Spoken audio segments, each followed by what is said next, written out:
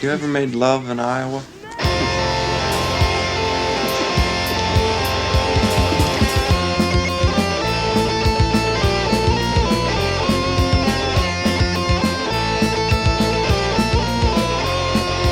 Welcome back to this, the number one podcast in Iowa, the most listenable podcast in Iowa, the highest quality podcast in Iowa. Some would say the only podcast in Iowa. I would say that. So, I say it. Yeah, the last thing kind of preempts all the other things. Yeah, if we're the only one, we're the top in every category. I don't think I said the name of the show, though. This is Rock Hard Caucus, the podcast. I'm here today with my friend Evan. Howdy. Good to see you again. Thank you. People listening can't hear that you're wearing a hat.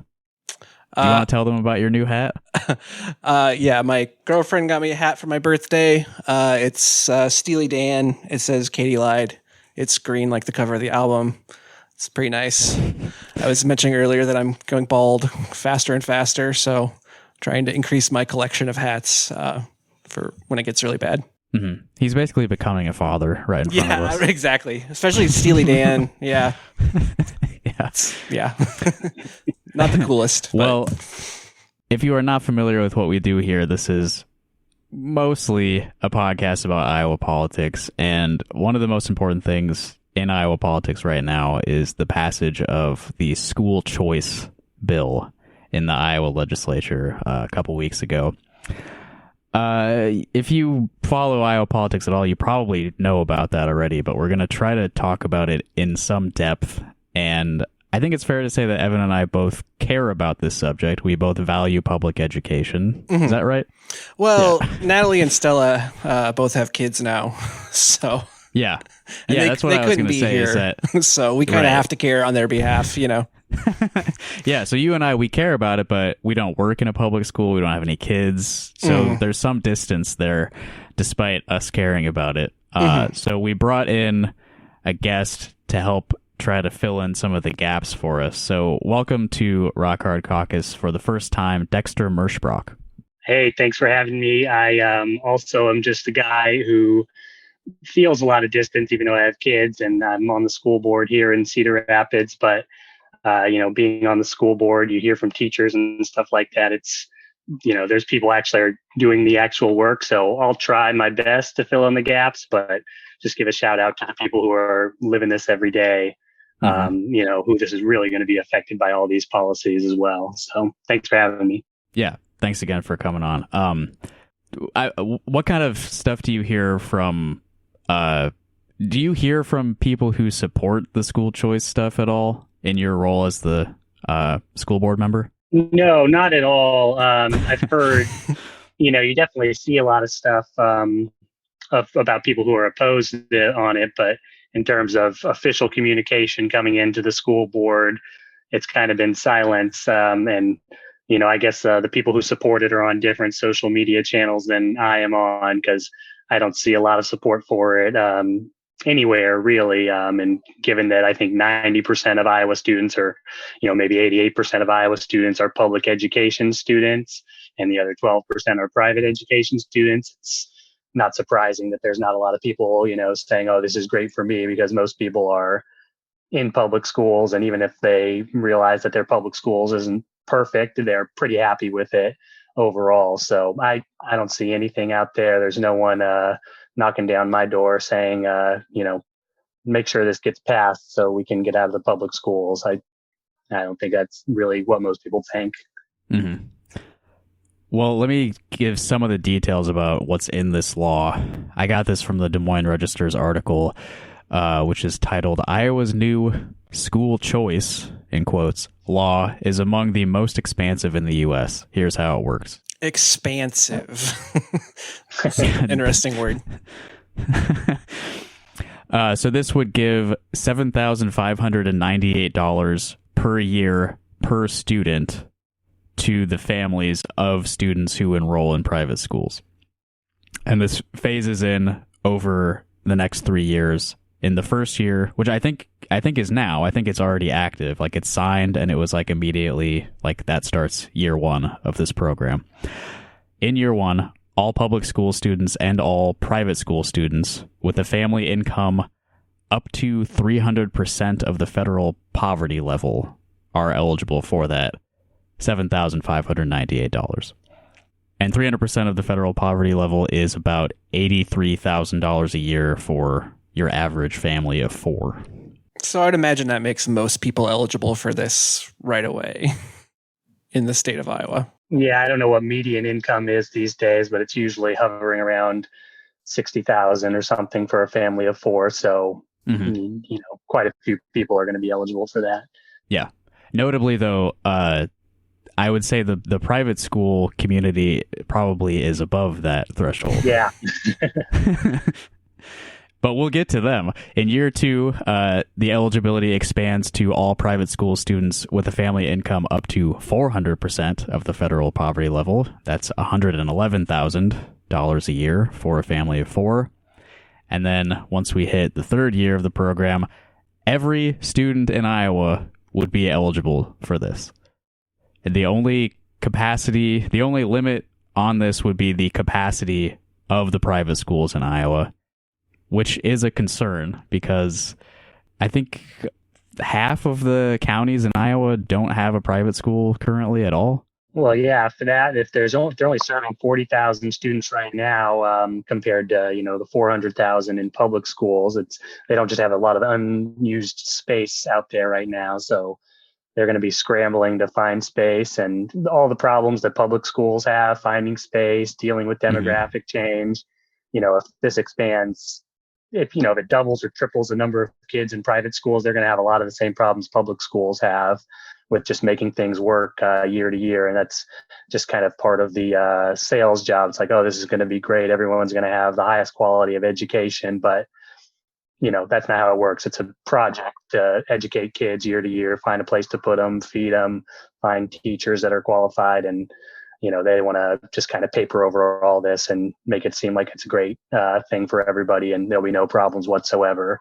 So, yeah, realistically, very few people are going to be able to take advantage of this. Like, did you say there's 40,000 students currently in private schools? That's the ballpark of what I remember.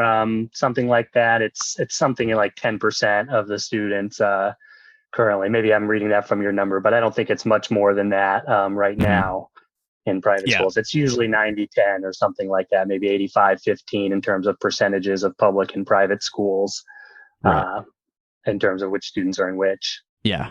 Well, that article that I read says that the Legislative Services Agency estimates that once this has been phased in entirely, there's going to be about 41,687 students enrolled in this program, which is not a big increase.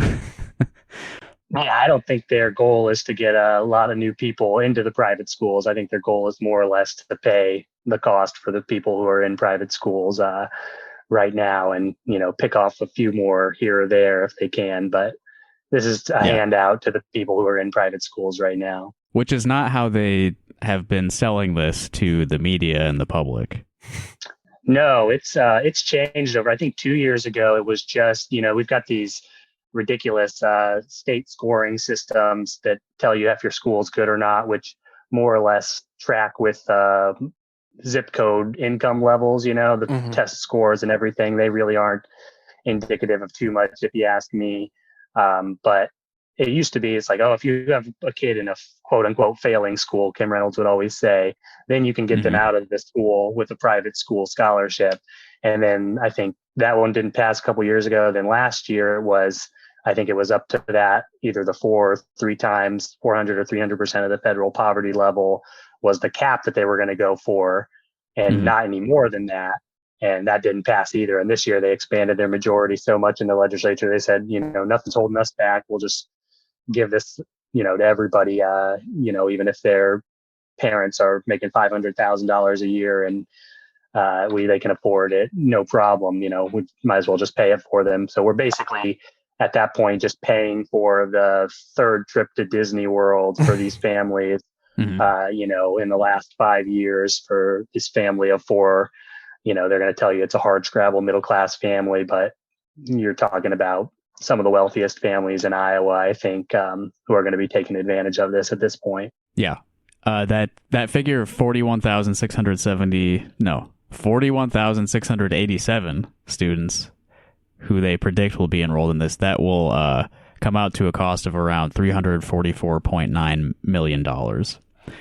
And so that is basically a transfer of money from the public school system to the private school system, like almost $350 million.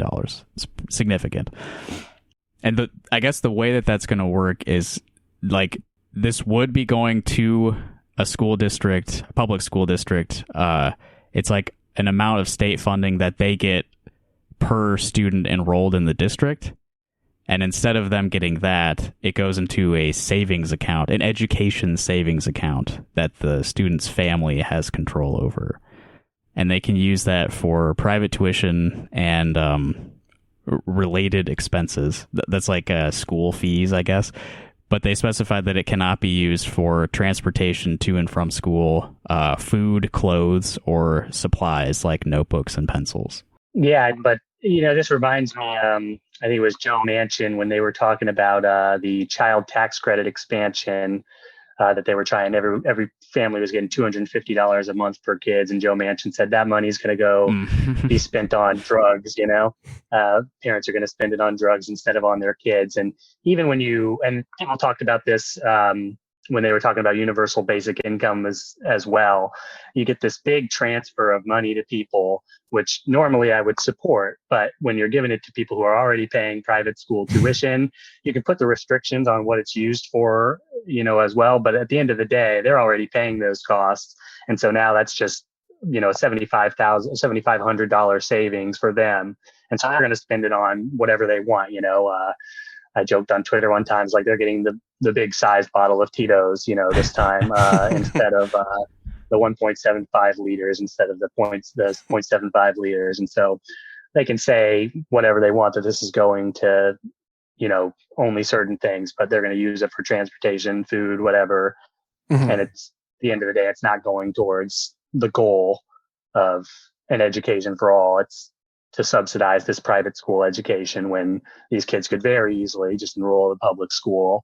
And in most cases get an equal, I'd say in all cases, get an equal education in the public school as what they would get in the private school. So I'm not a fan. Yeah. It's interesting. They put all the restrictions on the programs for like poor people, like means testing and stuff. But then when it comes to this, it's just like no accountability whatsoever.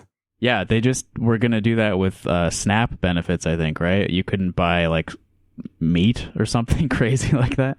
Yeah, it's a long list. You could only get wheat bread and brown rice, not white bread and white rice. So, which like they would, I'm sure, get immediately sued when or if that were to pass, because it's like in direct contradiction to like federal welfare guidelines, I believe. Mm-hmm. At least I read something about that.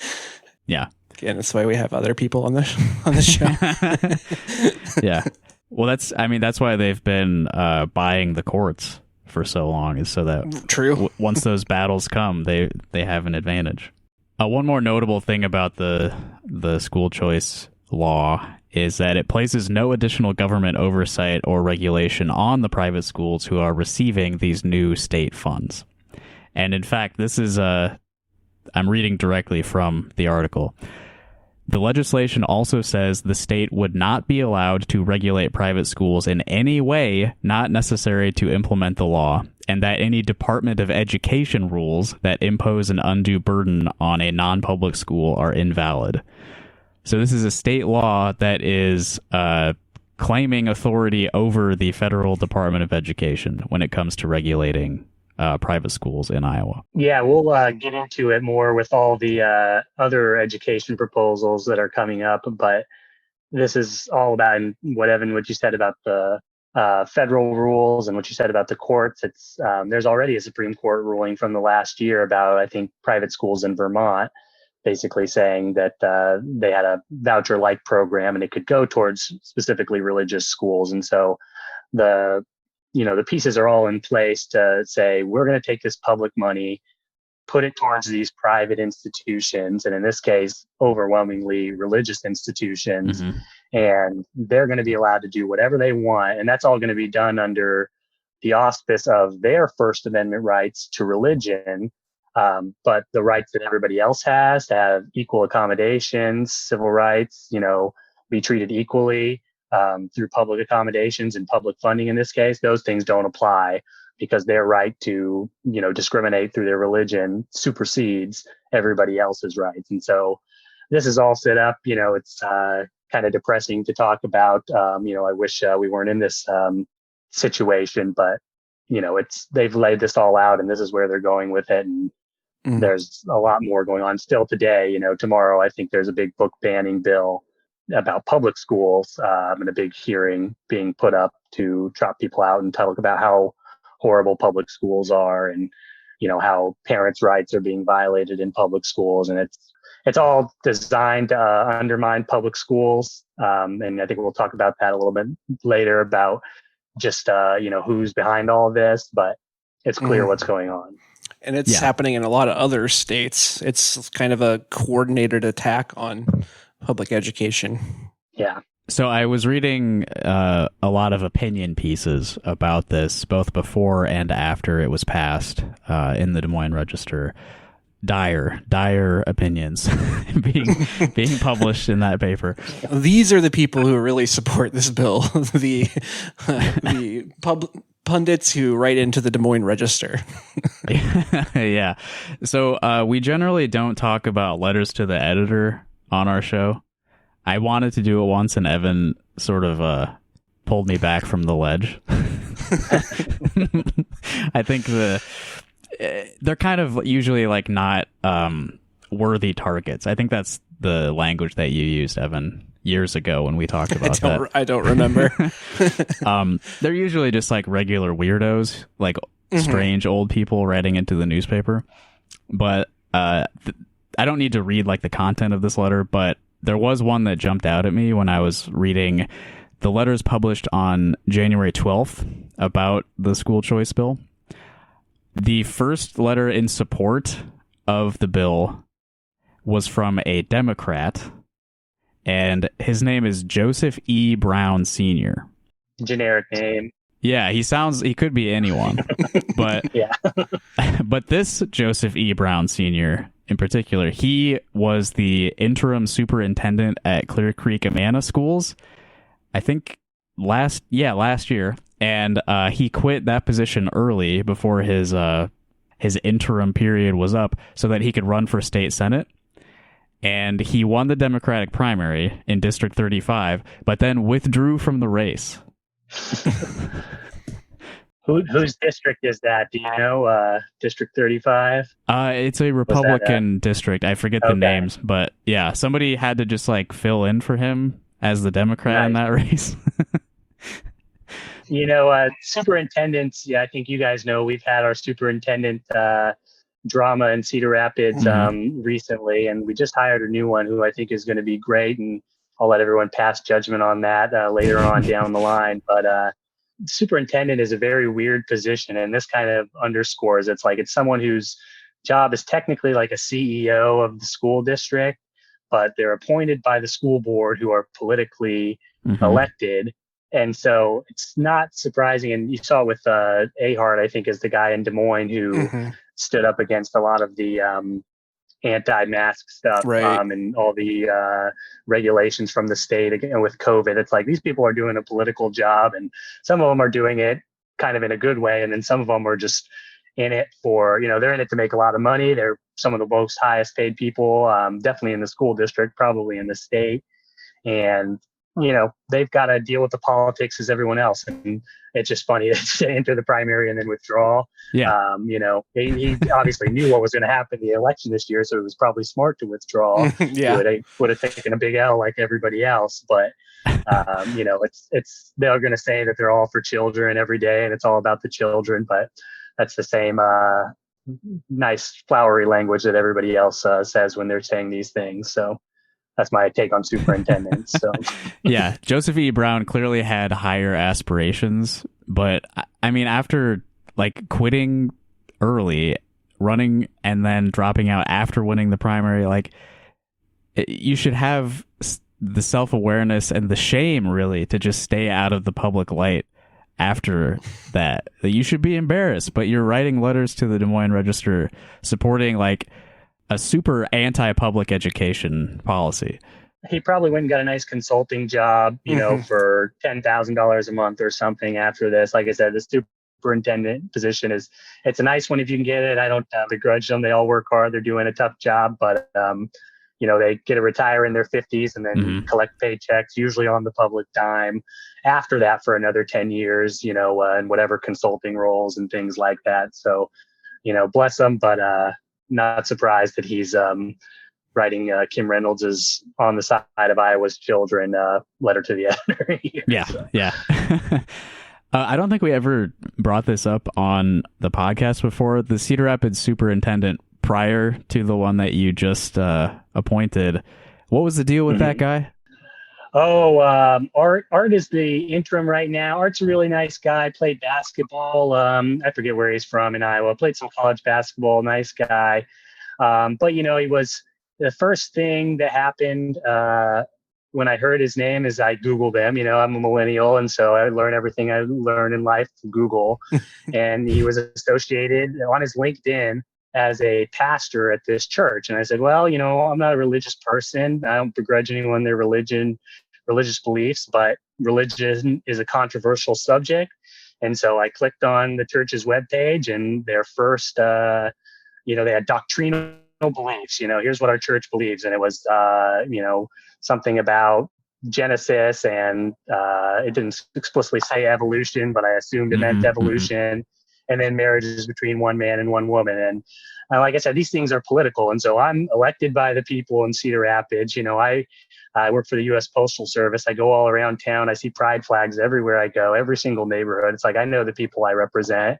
I know what I believe. And it's like someone who 2 Google clicks away is, the pastor of a church that doesn't support same-sex marriage. Like, I can't support that. But everyone else supported him, so I'm working with him. Like I said, personally, he's a nice guy, but wouldn't have been my choice to represent the people of Cedar Rapids as their chief executive of their school. So, yeah, it seems wrong to me to hold both of those positions simultaneously, because he's still a pastor at this church, right?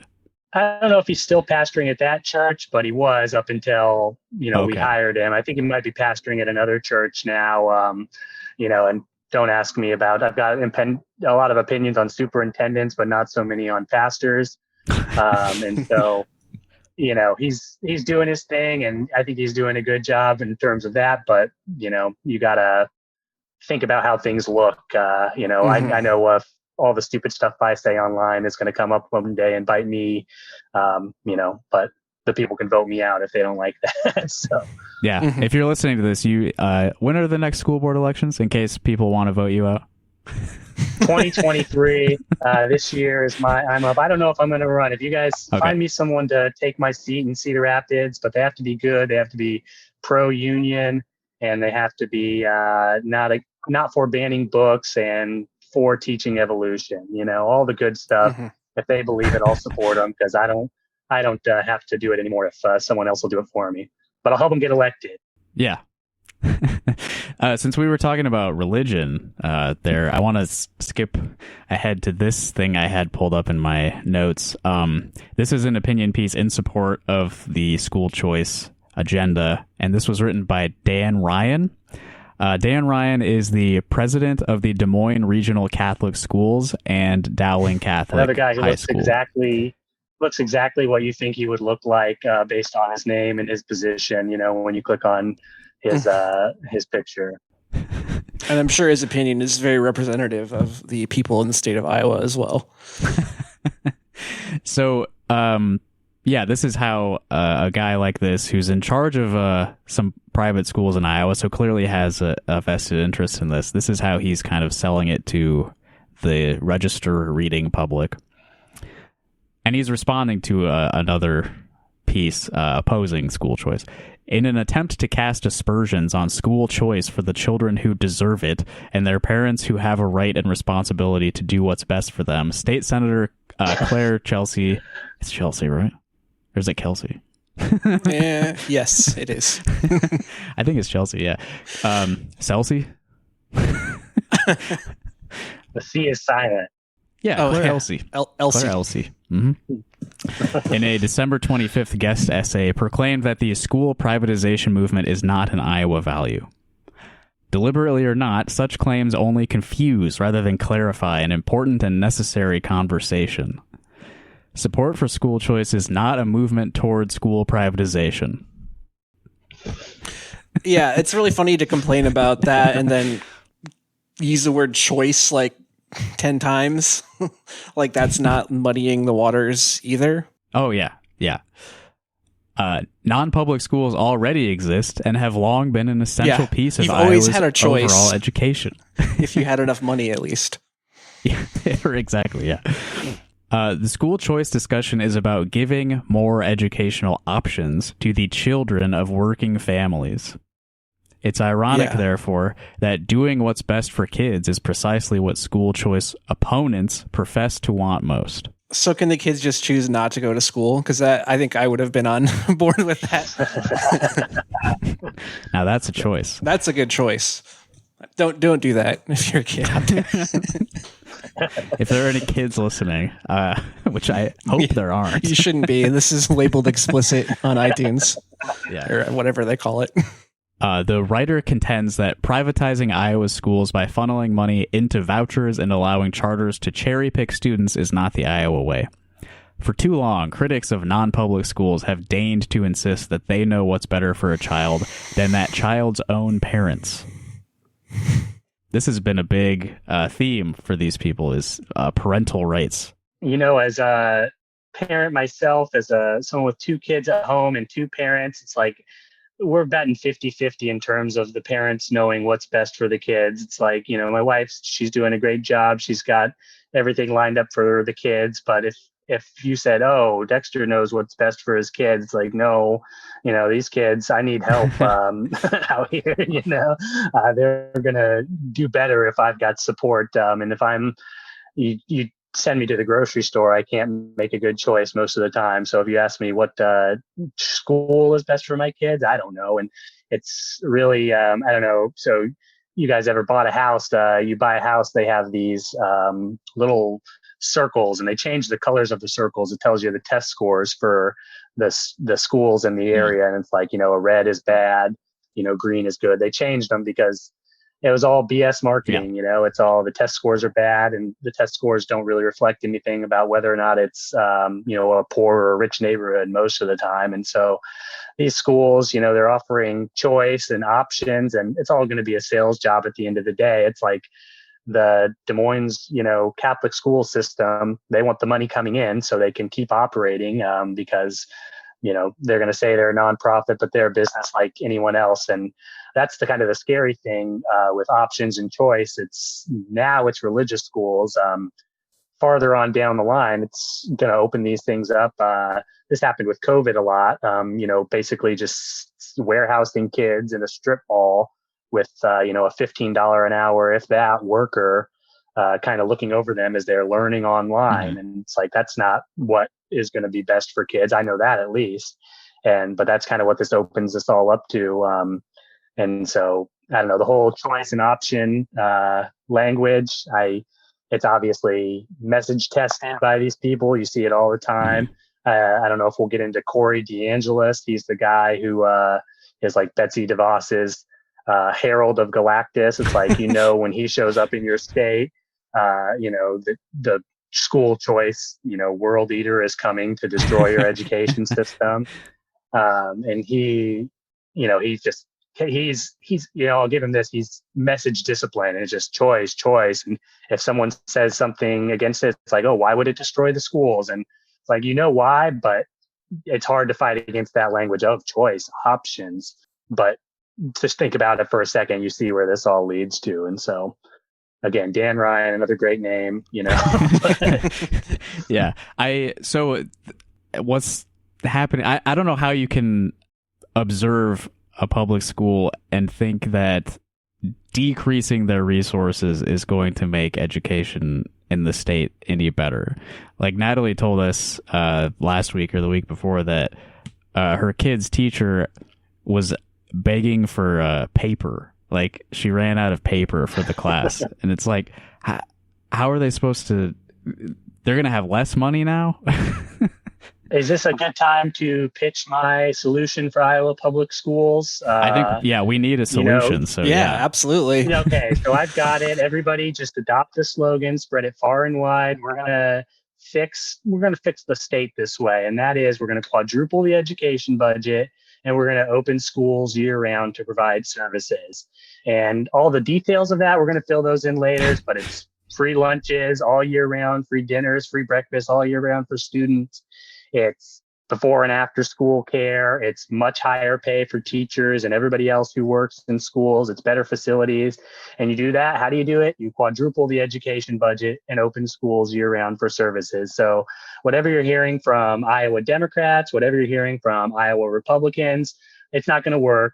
It never has worked and it never will work. But something that will work is quadruple the education budget, open schools year round for services. So our Caucus audience, take that message, spread it around the state, get Claire Celsey, get Sarah Trone-Garia, get all the lame Democrats from Iowa City area who, despite, representing what is probably one of the most liberal areas in the entire Midwest, they campaign like they're blue dog Democrats from rural America or whatever. I don't understand these people at all. But just tell them, we've got the solution and the people want to hear it. So just repeat it far and wide, quadruple the education budget, open schools year round for services. It's the key. And, it's really, it's got something to it, I think. Quadruple, people know what that means. It means times 4. That's 4. I hope they know right? what that means. Yeah, exactly. 4, right? Yes. And maybe if we don't get quadruple, we get triple. And even if it's just double, that would be a much better than where we're at. But yeah, just I hear it from teachers all the time, just how much they're working, how little they're given, how much they're dealing with. It kind of just digs at you. It's been really hard the last couple of years. I'm sure it was like this before COVID, but having this all on top of COVID and having it be like the schools are the problem with society and not the glue that's holding everything together is just ridiculous. So anyway, that's my spiel. Thank you for letting me say it. Yeah. You joke about like the lack of details, but honestly, you don't need the details. Like, no, just increasing the resources would solve so many problems. Right. No, yeah. People will tell you that it's not the money, it's the money almost all the time. And we'll talk more about money, I'm sure. But this whole thing's about money. Yeah. Of course. Yeah, it's all money at the end of the day. And there's a lot of reason why they don't want to spend more monies on schools. But this is the idea of social reproduction, right? It's like we've got to keep society going. And if you don't pay for it, you're going to get what you pay for, more or less. And in this case, Dan Ryan from Des Moines Catholic Schools, he talks, it's such BS because he says it's about helping working families out. Then how come it's not the bill for people, below a certain percentage of income? How come it's open to everyone else? I saw a chart, with the whole gas stove debate recently. You get these charts, and once you get to the top 10% and especially the top 1% of incomes in America, preferences really change in terms of what people buy and stuff because people can afford it. And so the top 1% buys gas stoves. The top 1% sends their kids to very expensive private schools. And that's what this is about, giving a handout to them and, spare me the rest of it. And those are the people who are going to get taxed when you quadruple the education budget. They don't want that. Yeah. This is a class war. Actually, this is a very relevant. I pulled up this tweet because I haven't seen anybody summarize this whole situation any better than this. This is from Chris Jones, who is one of the the water professors on that water podcast, the podcast about We're water. gonna call them the Avatar professors. Yeah. The way of the water professors. I know I said we're the only podcast in Iowa, but there is one about water that you can listen to. It's by some professors. Yeah, much smarter than us. Yeah. Yeah, you may learn something from them, so don't listen to it. But yeah, his River Raccoon on Twitter, that's Chris Jones. He summed it up like this. Number 1, wealthy people don't like being taxed for schools that their kids don't attend. And number 2, wealthy people control the government. Yep, that's why this is happening. Like, that's why they want it, and that's why they're doing it. Yeah, and I think I responded to this when you pointed it out, but public teachers unions are a huge political force and have been for the last 100 years since public schools were expanded. My wife could tell you more about this. She took a history of education class, when she was getting her degree, and told me a lot about it. But, public teachers unions, they're sticking together, they're working people, and they're going to advocate for themselves as workers and for the people that they are working on behalf of, children. And there's a lot of need in this country. And so if you're advocating for more pay for the people who take care of the kids, and more services, and more investment in the kids themselves, that costs money. And it's not just conservative wealthy people's, a guy like Bill Gates wouldn't call himself a conservative, but at the end of the day, he is conservative. But that style of billionaire have been pushing to kind of undermine teachers unions and public education for a long time. They want charter schools, they want all this choice, but just in a different style of choice, not the religious school, but they want charter schools. They want everything but expanded investment in public schools. And that's because to expand investment in public schools costs a lot of money. Now, if you ask me, that money all basically just stays in the state, because if you pay teachers more, the teachers aren't going anywhere. They're going to live here. They're going to buy property. They're going to, spend the money in the community. But, if this is done on a national scale, a guy like Bill Gates, a guy like Jeff Bezos, who's worth billions of dollars, they don't want to send a bunch of their money to teachers in Iowa to pay them $80,000 a year. That doesn't help them at all. But it sure would help us, here. And so that's what it's about. It's not just the people who are paying for private school already. It's the biggest, wealthiest people in the country.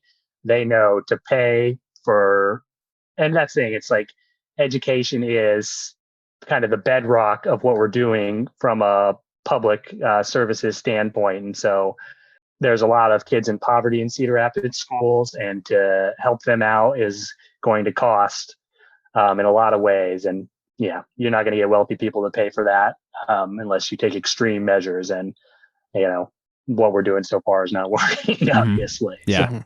Yeah. They call education the great equalizer, which is maybe too optimistic, but it definitely is. It definitely is. When you invest in a strong public education for everyone, regardless of means, that is a rising tide lifting some boats, right? Yeah, well, I think the education system, 90% of kids are in public schools. In Cedar Rapids, I'm sure it's like this in every district in Iowa, but we have what's called community eligibility for free and reduced lunch at some of our schools. I don't know how long this has been going on. I don't remember it from when I was in school. But so, I live in a pretty nice neighborhood on the southeast side of town, but our elementary school is community eligible. And so my kids get free and reduced lunch. And so lunch is free for everybody, and breakfast is free for everybody at that school. And so whether you quote unquote need it or not, just a place where you can go, you can get a meal, make sure you have something ready for you every day. And our before and after school programs are the same way, I think. If you fall below a certain income level, that's going to be free or, a reduced cost for you at the school. And so, as a adult, the thing that you interact with in the government is you drive on public roads, you don't have that direct interaction with the government, with public services. But as a kid, and kids are, 20% of society, whatever it is, they're interacting with it every day, and their families are. And so it's really, it is not the great equalizer, but it's the one thing where we're delivering services, helping make people's lives better, and we can make them a lot better, again, by quadrupling the education budget and opening schools for services year round. Yeah, but this is completely antithetical to free market capitalism. Like the place that you're describing here, where you show up and you get all this stuff, whether you can pay for it or not, that's like utopia. I know. It's a little. This is the Marxism we're teaching kids in schools, which. Yeah, I mean, somewhat genuinely. Like, this is why they are so against this thing thriving. Oh, absolutely. Like I said, teachers' unions are at the heart of it, I think, more than anything. And I don't know all the teachers' unions in the States. I wish ours in Cedar Rapids here, and I understand why they're not, but I wish they were a little more radical sometimes and really kind of, pushed and put pressure on the system, because even us as a school board, it's mostly, I'd say, probably an all liberal school board, liberal good or liberal bad, however you view that word. We're not trying to do outrageous, radical things or anything, but the school, if the teachers union came up and pushed on those things, we'd be more likely to do it because their voice carries a lot of weight. But they're, just fighting to hang on most of the time because of all the policies that are coming out of the state, coming out of the national government, even under Democratic administrations. They're not fully friendly to teachers unions, but teachers unions, I think that link I sent or that tweet I sent, is they represent like a quarter of all union members in the United States. Yeah. And so this is a huge, mostly female population of working people in the country, and they've got a strong voice and they need more support, and they're going to be undercut mostly by the wealthy, mostly male, billionaires in society. Earlier, you mentioned that there's these other school bills being talked about. For example, House File 9 bars schools from affirming a student's gender identity without parental consent. House File 5 supposes that schools are so... This is from the Des Moines Register editorial board, so there's a bit of editorializing here. House File 5 supposes that schools are so untrustworthy that only by reviewing all classroom materials can parents be confident in sending their kids.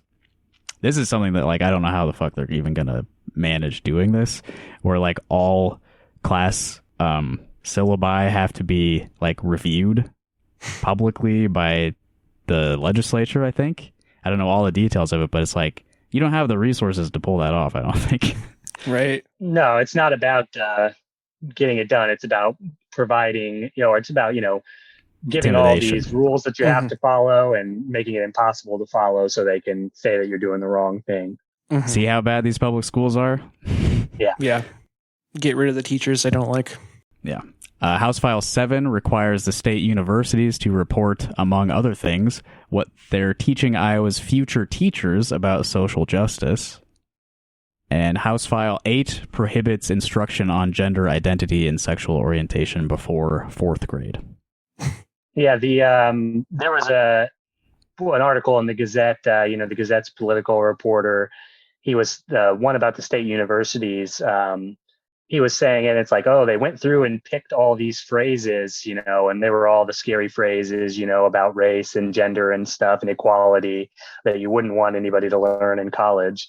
And they picked them out of course syllabus, probably just from the website or whatever. And it's like either a state paid person, who works for this state legislator who came up with this bill, or just a political paid person. They just went through and they said, hey, find these things so we can put a bill and like put out this news article that says all these scary things are being taught in universities. And then the Gazette, like every other credulous, news media outlets, like, here's all these things that they're really concerned about in the syllabus from the university thing. It's like they put up this bill for you to write this story and give them media for it. It's like, so thanks a lot for doing their job for them, making it seem like a big deal. It's like, you guys are, it's like the media, you need the media to get the message out sometimes, but please stop reporting on this stuff. It's so transparently nonsense. And I guess they try sometimes to paint it that way, but every time they do this, or pull out the phrases from all the books they want to ban that are like selectively, taken out of books. And even just, the gender identity and sexual orientation before fourth grade stuff. It's like, that's a political message, it's like the before fourth grade part. And it's like, nobody knows what that means in practice.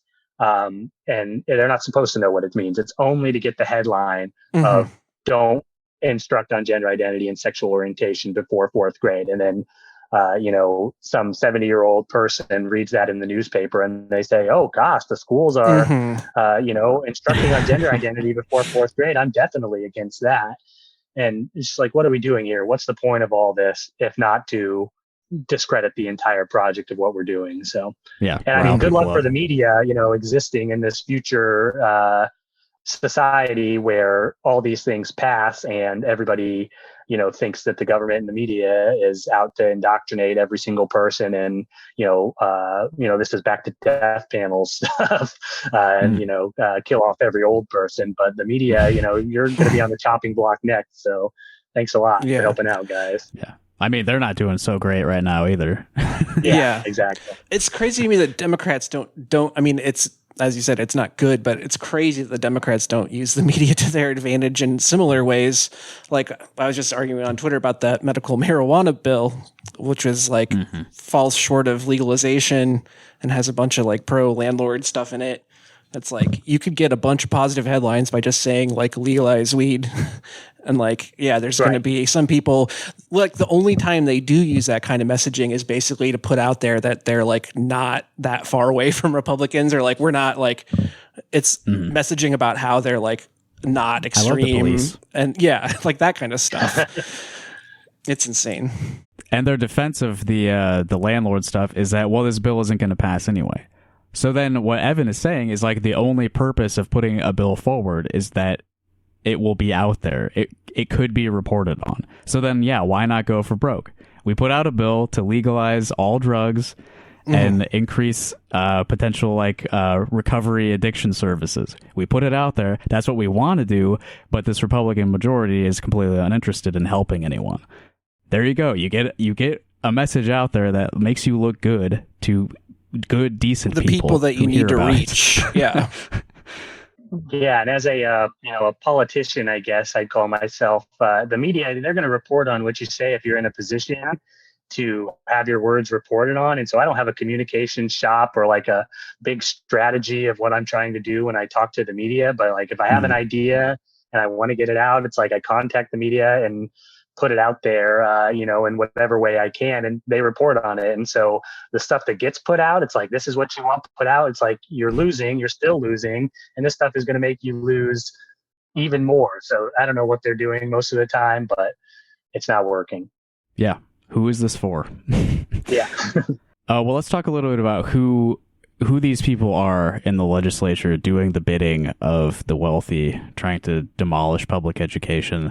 Obviously, first of all, Governor Kim Reynolds herself was a big booster of this policy.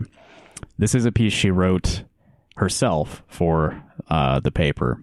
And I want to just pull this excerpt out because I love the tone of the last sentence I'm going to read. And this is sort of like, well, let me just read it. Iowa's public school districts will continue to receive state funding for the students they educate at the same level they do now. And I think after the fact, they've actually increased that by like 3%. Well, short of inflation. Yeah, yeah.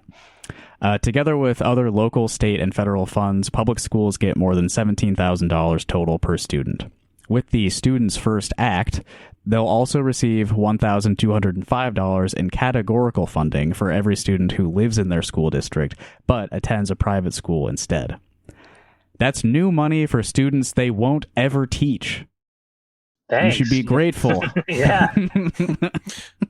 And that's the first thing, once they cut the income tax down to 0%, and all the federal money from the COVID Recovery Act goes away, that $1,200 is going away first chance the next Republican legislature gets. It's like, oh, we can't afford this. This is money that they're going to use the same reasoning to cut it. They're going to say, oh, they're not teaching these students, so why should they get $1,200 extra? Yep. They'll say that it's inequitable to give this to public school students when we're only giving $7,600 to the private school students. And so they say that now. That's for the students but that are there. Yeah. Right. Yeah. And it's going it's going away. more than offset. Yeah, isn't it the money that's going from public schools to private schools going to more than offset that 1,500? I guess it depends on how many people change enrollment, but so they're transferring money from the public schools to the private schools. That's about 7,600, and they're talking about this 1,200 as the replacement. But it's like you still took 7,600 out. I think the 1,200 is for every student. Even if they aren't enrolled previously. So, if there's 100 students enrolled in private school now, they would get 1,200 for that. And so theoretically, that would be not a bad deal. But, there's obviously so many more problems with the voucher program. But like I said, this is the type of thing where if Democrats tried to propose this, Republicans would say, oh, this is not going to be funded long term. This is what they said about like Medicaid expansion under Obamacare 10 years ago. It's like, oh, they're giving us money now, but we're going to be on the hook for that money in the future. And so, but Democrats aren't smart enough, I guess, to put that together for themselves and use the same attack against them, because the money's not going to last forever once we're not collecting any taxes, because there's no more income tax in the state. And so 100% will cut this down in the future. And then they'll keep funding schools, at 2%, 3% increase every year, despite all the needs, despite all the inflation. And so it's just more money out of the public school system into the private school system, which is what this is all about. And even if it's not about completely privatizing the public school system, which they would do if they could, but they know that would be too difficult to create an entirely private school system. At this point, they'll just settle for subsidizing the people who are currently in private schools, that top 10% of incomes in the state for the most part, who we're now paying for their vacation every year. Yeah. Well, if every single student was attending a private school, there wouldn't be that segregation. So I think they want that still. They want it to be their own education system, and all the other undesirables are still at the shitty underfunded schools. No, absolutely. I've been calling it segregation for a while, and it's segregation. There's even in public schools, there's still problems because there's still segregation in society in general. Yeah. And so when you do public schools by neighborhood, the neighborhood segregation is reflected in the public schools. But that's 100% true in the private schools now, that there's, racial segregation, I'm sure. But also they're doing it explicitly on LGBTQ issues now. The Des Moines diocese, is coming out explicitly. At the same time this is being rolled out with a policy statement, basically saying you can't be trans in the Des Moines public school. And Kim Reynolds came to Cedar Rapids. It was for the Linn-Mar school district instead, with Ashley Hinson last year to sell this, saying, hey, because Linn-Mar was doing trans affirming policies in their school policy, their public school policies. And so they came and said, hey, you don't want your kids in these type of schools that don't reflect your values. And so that's why you need private school choice. And so it's explicitly, if you don't want to be with certain types of people, you don't have to be. You can go someplace into your own school system that represents your values. And, like I said, the money thing is one side of it, but that kind of, we're going to do a new type of segregation is the more troubling portion of it, I think. And I don't know how to get people to see that public schools are a place where everybody, I went to private school in a small town until I was in 6th grade. And then I went to public school in a big city after that. And the experiences were completely different. Part of it was moving from a small town to a big city. But even in, the small town I grew up in, it's not like there were no Black people in the city, but there were no Black people in the private school. And, growing up, I grew up in Las Vegas, and growing up in the public schools in Las Vegas, it was all the education I needed that I never got, growing up in small town Iowa. And the education itself, the actual curriculum part, was probably better than I would have ever got in private school in Iowa. And so, but because some people still want to hold on to, these backwards beliefs of what's right and wrong and who they don't want to be around. We got to fund it now. And it's, I can't even say how bad it is. Yeah. And I think we also need to, again, reiterate that it's part of like a bigger project that has been going on for decades. Like the idea of basically destroying public education. I mean, like Reagan was like going to propose, or he did propose to completely eliminate the U.S. Department of Education. Yeah. And Ron Paul did the same, right? Yeah, and it's definitely the same thing with like the religious stuff. And yeah, I mean, you also see it now with like the micro schooling and homeschooling stuff being promoted super heavily as like an alternative to public schools. Yeah, there was a book that when I ran for our school board, one of the teachers' unions, people told me to read a book called Democracy in Chains. And I didn't read the book, I just listened to a podcast about it. But it was about the public school, the privatization movement started in Virginia in like the 60s. And so you can imagine what type of place Virginia was like in the 60s, 10 years after Brown versus Board. Right. And so it was kind of this mashup between the wealthy interests that didn't want, because it was all libertarian based. George Mason University, like the libertarian university in America, they funded this guy, and it was, it's the wealthy funders, and he got on with the, people who still wanted segregation to be in the schools, and just married those two ideas together. It's like, we don't want to spend money on schools. You don't want to send your kids to school with black children. Hey, this is a match made in heaven. And so coalition building. Exactly. If only we had more of that on the left. So. Right. So more of the enemies of humanity. Here's something about Jeff Shipley, one of our favorite awful guys on this show. I wish so. The video I have of this, the audio quality is so bad. Otherwise, I just play it. But we're relying instead on the IO starting line, Ty Rushing's reporting on this. So during the debate over the school vouchers, Jeff Shipley spoke, and when that guy stands up, it's going to be out there. So let me read what Ty Rushing wrote. Representative Jeff Shipley connected the murder of a Fairfield teacher to a student charged in her killing being denied a voucher to leave the public school over his family's disagreement over masking policy.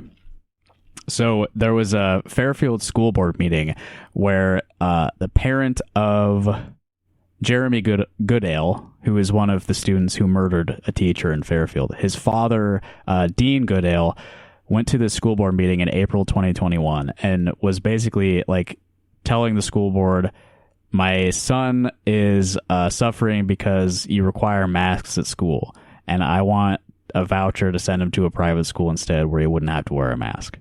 And he did not get that voucher. I don't know if he explicitly said, give me a voucher, but like, I guess that was what was going on in that school board meeting. And so Shitley is like saying, if that kid had got a voucher, maybe he wouldn't have killed a teacher. It's absolutely disgusting. Yeah.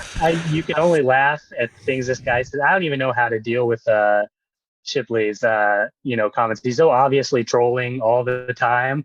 And so it's cool that you guys talk about him, but when like actual Democrats engage with him online, it's like, why are you even bothering talking to this guy? But we had a lot of people come and yell at us about masks and vaccines when we had school-based, and so it's in 2021 we did school-based vaccine clinics, and then in 2022, even though the White House put out guidance saying do school-based vaccine clinics, we didn't, because the previous year people came and like handed out flyers saying how bad vaccines were. And so these parents, and these half of the time they weren't even parents, but just this whole anti-vax people, and just hearing that this kid's parent was one of the people coming and addressing the school board about that.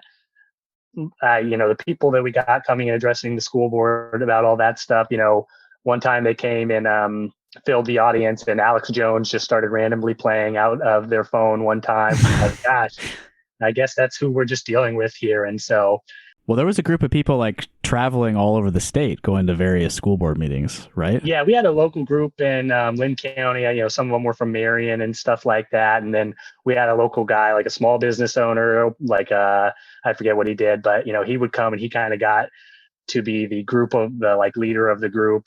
And he would just come and he sent an email once. And it's like, this is like the Nuremberg trials, it's like showing these like graphics of like slaves with, what is the facial covering that they put on slaves. And that's what a mask is like. And it's like, golly, it's like, and it's just like, you have to deal with it. You have to let them speak and everything. But it was not the most productive public discourse. And, which is, brings us back to Shipley. And it's like, this is out of control. These people will say anything. It doesn't matter, how repugnant it is, but this is what we're dealing with. Yeah, a wild argument to make, a crazy thing to say in public that, if you pass this thing, maybe fewer teachers will be murdered. Right. Huh? You ever think about that? And that guy, the student who killed a teacher, had been enrolled at the Maharishi School in Fairfield prior to that, but transferred into public schools at some point. So he had been in private schools before. Here's another of the enemies of humanity. This is about a different bill. The one that, the headline is Safety Concerns Ignored as GOP Advances Bill to Out Students. So this is the one where it's House File 9.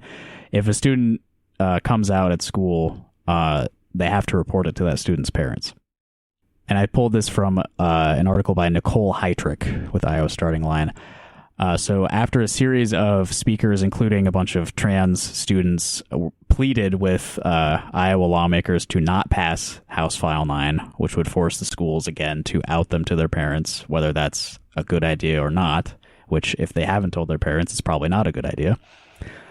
The speakers were telling them, like, it's going to cause a bunch of domestic abuse situations. There could even be suicides over this, as there have been in other states where similar bills have passed.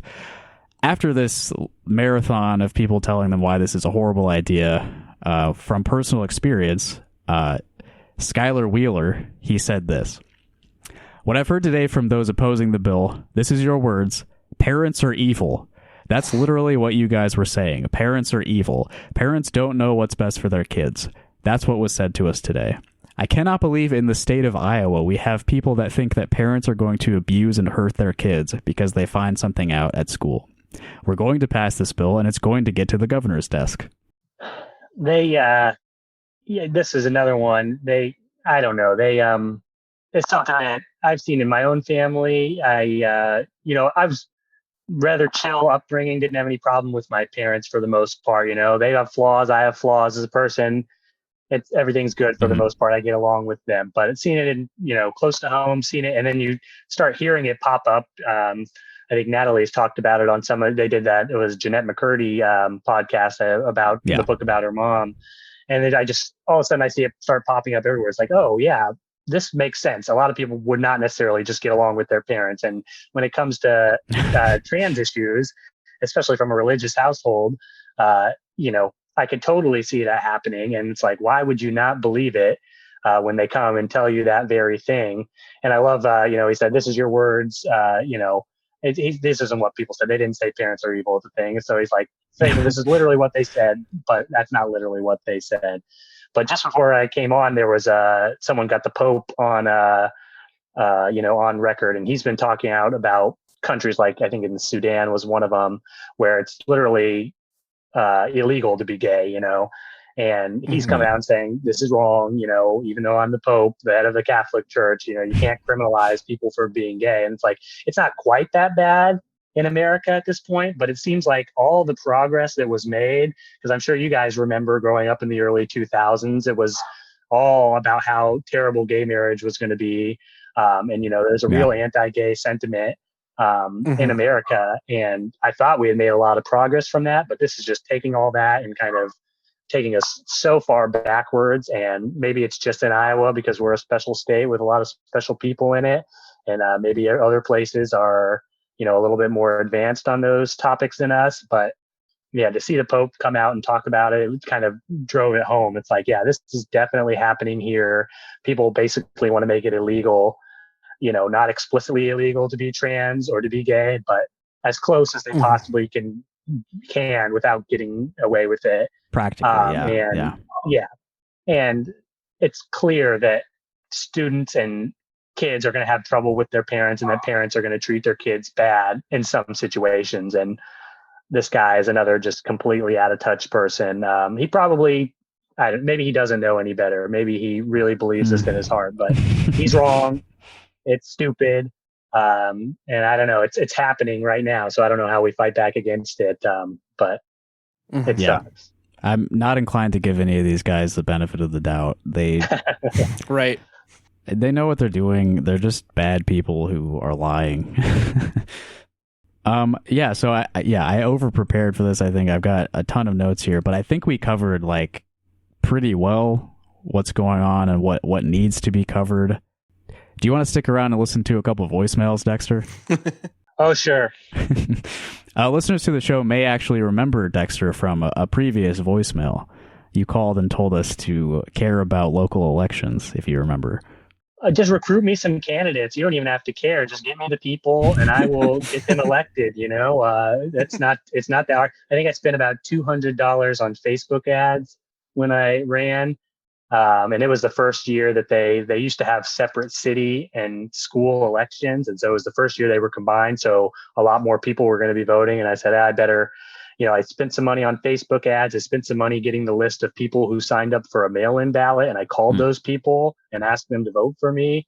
And then I had like a good message, that I thought would resonate in a good issue. And then I got the teachers to support me as well and other labor unions. And I won, by like 10, 15 points. And so it's not hard. You can get elected, but I don't have the reach that you guys are longtime Iowans, longtime Cedar Rapids people.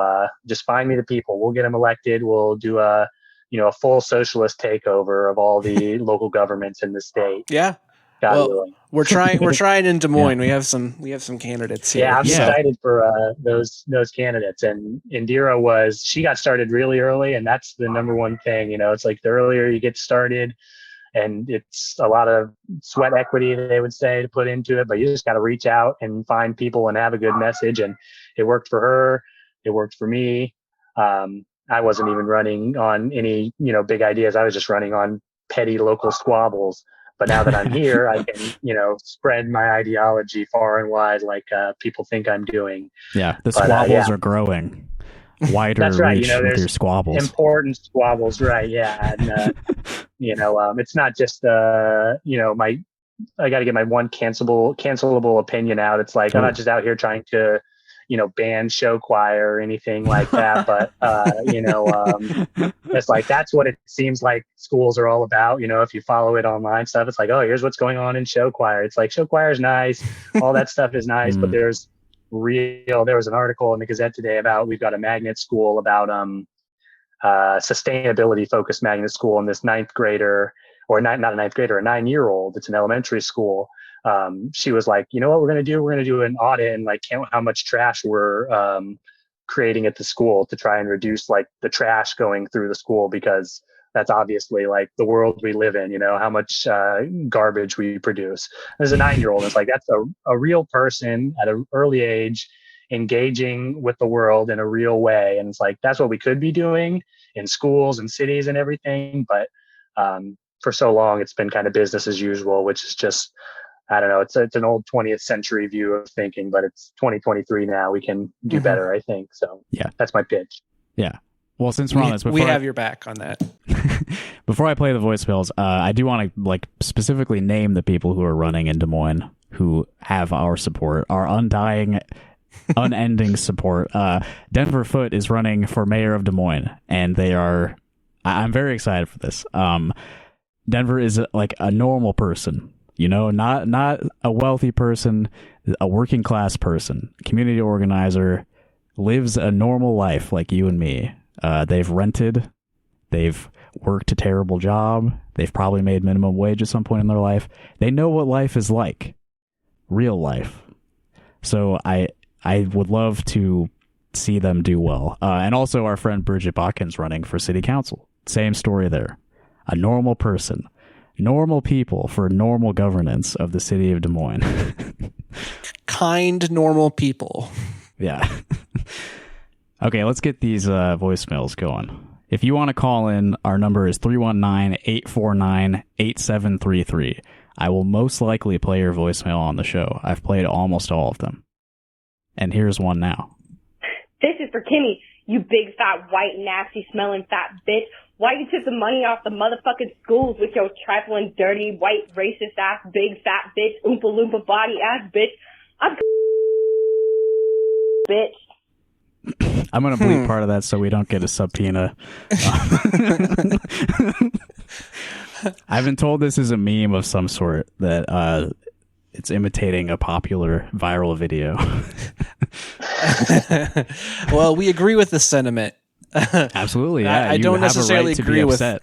calling someone an oompa loompa body ass bitch. Yeah, I can't endorse the body shaming, but if it is a viral meme, you allow some leeway for that. But the sentiment, yeah, we can support. Yep, you have a right to be upset about this stuff, and you have a right to express yourself in a way that really drives your anger home to the listener. So thank you for calling. We got one more here. We are not associated with Kim Reynolds, by the way. Well, Rock Harders, that's right. It's your friend and comrade, Rob Sand here. I hope you're having a blessed day. Well, I'm out here on the Lone Prairie right now doing some bow hunting. Wow, I just got me a big deer. She's a real beauty of a deer. Anyway, I was just calling to let you know that I'm glad my people reached out to your agency to set up a time to interview me. I'm so excited to meet some of my biggest fans. I had a wonderful idea that I'm sure you'll love. Since you guys are such big fans, why don't we do our podcast in the ray gun downtown? Wow! That would be so much fun. And to be serious here, it would finally give me a chance to address all those allegations and prove I'm really a human. I want to tell everyone that I did not actually dip the pizza crust in whole milk. It was 2%. And no, I'm not the creature from It Follows. I'm not that tall, silly. Anyway, go ahead and call my office so we can set this up. But once you sign your NDAs, we'll all be ready to go. Toodles. Since when did Rob Sand become Ted Cruz, or rather James Adomian doing Ted Cruz? Yeah, but I thought it was Justin Roiland from Rick and Morty. Oh yeah, could be. He's in some trouble, so he's Rob Sand, tying him back to the whole school thing. It's like Rob Sand, for all his faults, he could have ran for governor, and even though he probably wouldn't have ran, Democrats probably would have done better because he would have had, millions and millions of dollars, but he didn't. And he barely hung on his race. And so now what Rob Sand's going to do, he's going to run for governor next time. And he's going to say, look at all the problems with the finances on the voucher program. And he's going to use that as a campaign issue. Meanwhile, we all have to live with it, in the meantime. And that's what he's going to do for the next 4 years. All these bad things. I'm checking the books on them, making sure they're up to scratch, and they're not. I'm saving taxpayers' monies, but the real effects on people, he's got no time for that, So sorry to bring seriousness into the voicemail. No, I wanted to bring that up because I saw he's been very active on social media talking about the bill. But even then, his statement that he released still has his thing. He has this thing about like low-level city employees stealing money from the government sort of thing. Yes. And his whole thing about, the fact that the private schools don't have to necessarily, they don't have to show where the money goes. He was talking about them like buying teachers like muscle cars, like a Ford Mustang convertible. Like that would be the worst thing in the world, is if a private school got more funds and then a teacher bought a nice car. Like that's fucked up. It was strange. It was very strange. Those people aren't supposed to have nice things. They weren't born to rich parents. Yeah, it's like weirdly still anti-teacher. Sorry. Like I don't know if I don't. It just seemed odd. Well, we shouldn't be too hard on him though, because in that voicemail he said he's going to come on the show. Oh, okay. Yeah. Which I, you know, after my email went unreplied to, I assumed that thread was well. done, but he just went on that other podcast. What was it? The moderate party podcast. I haven't had time to listen yet, but I will be listening to that one soon. Oh yeah, that would be We'll see about that one. And we did get one voicemail asking our friend Chuck for advice, but I'm going to save that for another time when he is available to record. So again, that number is 319-849-8733. We'd love to hear from you. We'd love for you to eat up some time on this podcast, create the content for us. It's very helpful. Thank you. Before we go today, Dexter, do you have anything you'd like to plug? And if you don't, you can just reiterate your plan to fix the schools. That's right. Quadruple the education budget, open schools year round for services. It's the only message to sell for education. It's going to fix education in Iowa. It's going to fix the state. People are going to be flocking from all over the Midwest, all over America, all over the world to come to the socialist utopia of Iowa, where every kid has a meal every day of the year. Every kid has childcare. Every kid has even, job training and, trade school stuff once they graduate high school. And it all can be possible once we quadruple the education budget and open schools for services year round. And then 2023 elections, I don't know if I'll be on the ballot, but someone will be in Cedar Rapids, and we're going to get them elected. If anybody, I'll help the people in Des Moines. If anybody needs help, Iowa City, anywhere out there, you can be a part of it. You don't even have to work that hard. But if you do, you can make even more of a difference. But you got to step up, and, thanks for the chance. Yeah, we got to restore our image on the state quarter, which that's right. Has a nice little one-room schoolhouse. Yeah. Mm-hmm. I appreciate the positive vision of the future, Dexter, and thank you again for coming on our show. I have a couple of events I would like our listeners to know about. I'm playing a show at The Lift in Des Moines on February 23rd. I'll be playing along with Battalion of Cloud Ships, Sex Funeral, and Sutty. And I'll be part of a free jazz trio called Bareback/Adams/Comer. We have not played together. It will be the first time we've ever played together at the show. So you're going to be seeing history made if you attend. I'm going to try to go to that one. Evan will be there. You can say hello to Evan. I said I will try. I'm busy. And shortly after that, February 26th in Iowa City, I will be hosting I Hear I See, a local music and artistic showcase at Close House. We'll be upstairs in the dance hall that will feature Mars Ohelia, Drop Bear, Rachel Saint, and Robin Groth. I also want to plug our Patreon, patreon.com/rockhardcaucus. Last week, I had an episode with the famous Brian Quimby, Murder Brian, formerly of Street Fight Radio, a friend of ours. We reviewed the unaired television pilot for Clerks, which was very bad, but Brian is a very entertaining man, so you will enjoy listening to that.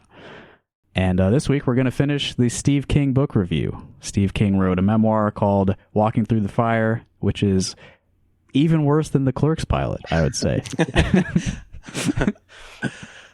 And Gavin Aronson and I have finished reviewing it. We recorded that Friday, and I'll be releasing it this week. Patreon.com/rockhardcaucus. A whole bunch of stuff there. If you like the show, the money that goes there helps us make more of this show. And then, after the Steve King book, we have the... yes. Is that what you were going to say? No, I forgot to mention it. You should say it. Okay. Well, Justin and I, and possibly some guests, are going to be reviewing the Iowa Trouble autobiographical book by Tyler Granger, who isn't really that notable, but the book is very entertaining. No. So the book rocks. Yeah, we love it. So we're gonna bring that to you. You don't want to miss it. All right, we're going to close out with some music. If you make music in Iowa, go to our website, rockhardcock.us. Near the top, there's a button, not a button, but a hyperlink you can click to submit your music to end the show. This is a unique one. Twitter user Inspiring Entrep. It's like entrepreneur, but it's cut off. So inspiring, ENTREP. He said that we could use the music that he has up on Newgrounds. It's kind of a throwback. That is a throwback. Newgrounds still exists? Yeah, there's music there by Yoko Meso is his name on Newgrounds. YOKO phased out MESO. Flash that Newgrounds would just disappear. Yeah, so this is a Twitter user inspiring Entrep from his Newgrounds page. We'll be closing us out today, so enjoy. And thank you for listening. Goodbye. Yep. All right.